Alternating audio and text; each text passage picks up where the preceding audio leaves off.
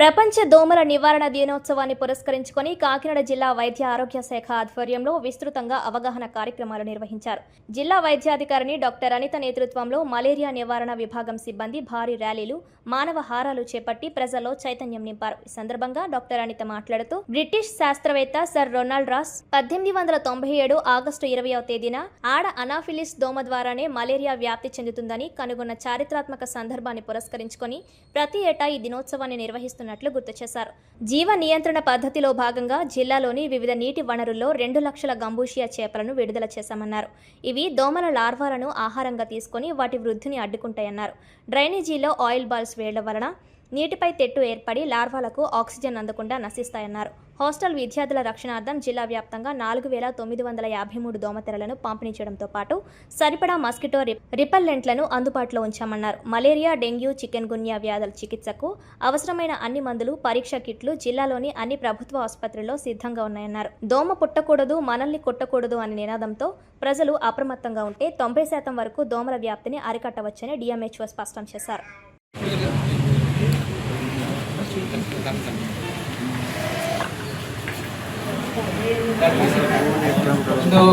Sir Ronald Ross గారి చిత్రపటానికి పుష్పమాలను చేస్తూ కొడుతున్నాను. DMHO గారు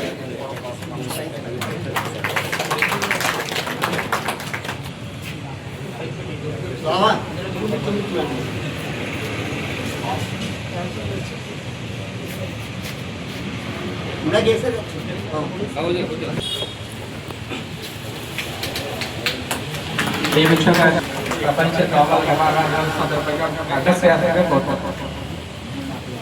మాత్రం స్టాగ్నెట్ అయిన వాటర్లో ఈ దోమలు గుడ్లు పెడతాయి, లార్వాలు వృద్ధి చెందుతాయి. కాబట్టి ఈ జాగ్రత్తలు మనం తీసుకున్నట్లయితే ఈ దోమలు వృద్ధి చెందకుండా ఉంటాయి.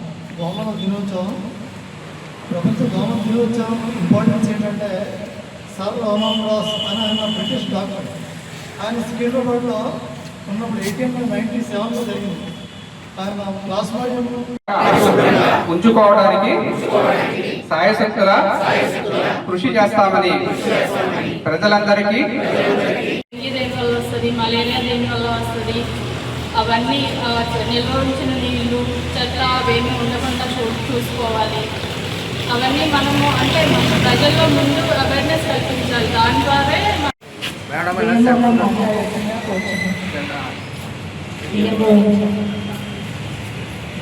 గుడ్ మార్నింగ్ అండి. ఈరోజు మనం జరుపుకున్న ఈ వరల్డ్ మస్కిటో డే ఇంపార్టెన్స్ ఏంటి అంటే, ఈరోజు సర్ రొనాల్డ్ రాస్ గారు మనకి సెక్షువల్ సైకిల్ అనేది మస్కిటోలో జరుగుతుందని కనిపెట్టిన రోజు అనమాట.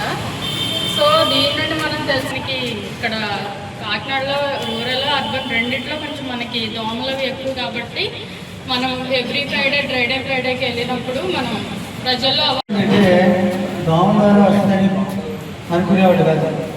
మలేరియా అంటే మామూలు చెడుగాలి వల్ల ఈ మలేరియా జ్వరం వస్తుందేమో అని అనుకునేవాళ్ళు.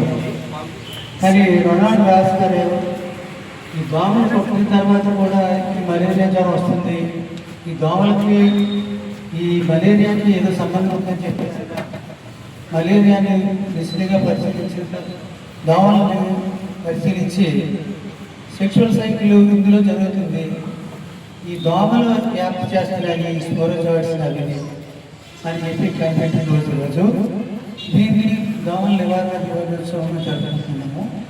ఈ దోమల ద్వారా చాలా డిసీజెస్ వస్తున్నాయి.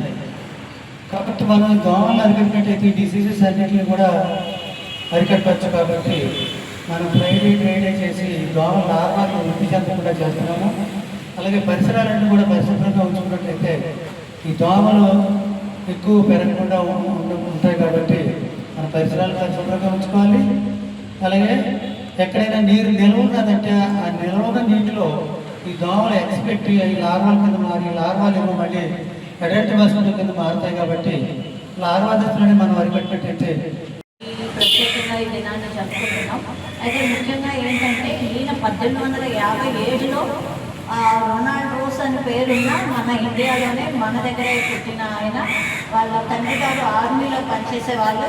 తర్వాత ఆయన పై విద్య నిమిత్తం ఇంగ్లాండ్కి వెళ్ళి తిరిగి వచ్చి మనం ఇప్పుడు బేగంపేటలో, మన హైదరాబాద్లో ఉన్న బేగంపేటలో ఈ సర్ రొనాల్డ్ రోస్ ఇన్స్టిట్యూట్ అనేది ఉంది. ఈయన ఒక గణిత శాస్త్రవేత్త, భౌతిక శాస్త్రవేత్త మరియు మైక్రోబయాలజిస్ట్. అన్ని విషయాల్లో కూడా ఇంటి టాలెంట్ చాలా బాగా ఉంది.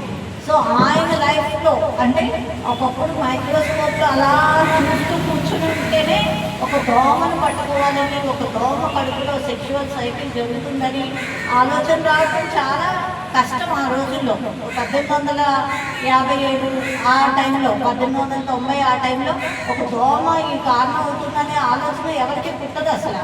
అలాంటి ఆలోచన కలిగి ఒక దోమను పట్టుకుని ఇంత చిన్నదాన్ని పట్టుకోవడం కష్టం, దాన్ని డిసెక్షన్ చేయడం కష్టం, దాని పేరులో జరుగుతున్న సెక్షువల్ సైకిల్ని చూడటం కష్టం. అలాంటి పరిస్థితుల్లో అన్ని కష్ట నష్టాలు ఓర్చుకుని తన లైఫ్, తన ఉద్యోగ లైఫ్ కాకుండా ఈవినింగ్స్ ఈ మైక్రోస్కోప్లో కూర్చుని, ల్యాబ్లో కూర్చుని అలా చూసి ఈయన ఈ రోజున ఈ ప్రపంచ మానవాళికి నిజంగా మలేరియా నుండి, ఒకప్పుడు మలేరియా వస్తే బతకరు అనేది నానుడి, అలాంటి మలేరియా నుండి మన ప్రపంచ మానవాళిని అందరినీ కాపాడారు ఈయన. మరి మనమైతే మన ఇండియా చూసుకున్నట్టయితే మలేరియాకి ఎండమిక్ అని మన దేశానికి పేరు. ఎండమిక్ ఇక్కడ జబ్బు ఉంటుంది అంతే, జబ్బు ఎండమిక్ ఇక్కడ పోదు, అలా కంటిన్యూ అవుతుంది. అలాంటి దాన్ని ఈయన మరి ఈ సైకిల్ కనిపెట్టడం, దానికి సంబంధించిన తర్వాత నెమ్మదిగా కారణం ఇది అని తెలిసిన తర్వాత కారణానికి ముందు కనిపెట్టచ్చు. కారణం ఏంటో తెలియని రోజుల్లో ఆయన కష్టపడి కారణాన్ని కనిపెట్టారు. దానివల్ల మనం అందరం ఈరోజు సేఫ్గా ఉన్నాం.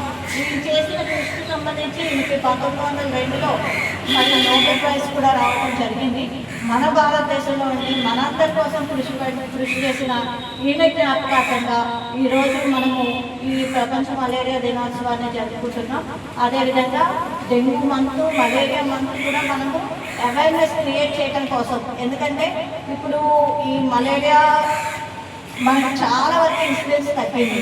ఇప్పుడు మలేరియాకి రాడికల్ ట్రీట్మెంట్ అన్నీ వాడుతున్నాం. ఒక వచ్చిందంటే ఫాల్స్పాన్ మలేరియానా, వైరాక్సా, ఓవేలా ఏంటి తెలుస్తుంది, దానికి డ్రగ్ ఏంటో మనకు తెలుసు, ఆ డ్రగ్ మనం ఇవ్వగలుగుతున్నాం.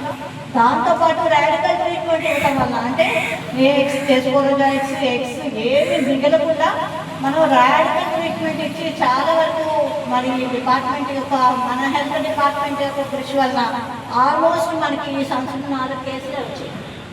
3 కేసులు 3 కేసెస్ వచ్చాయి. సో అంత బాగా మనం మలేరియాని తగ్గించగలిగాము. Next dengue. అయితే ఈ కారణమైన ఈ దోమల నివారణ కొరకు మనం ఏం జాగ్రత్తలు తీసుకోవాలంటే, మనకి తెలిసి గంబూషియా ఫిష్ వదులుతున్నారు, అది గవర్నమెంట్ ద్వారా జరుగుతుంది.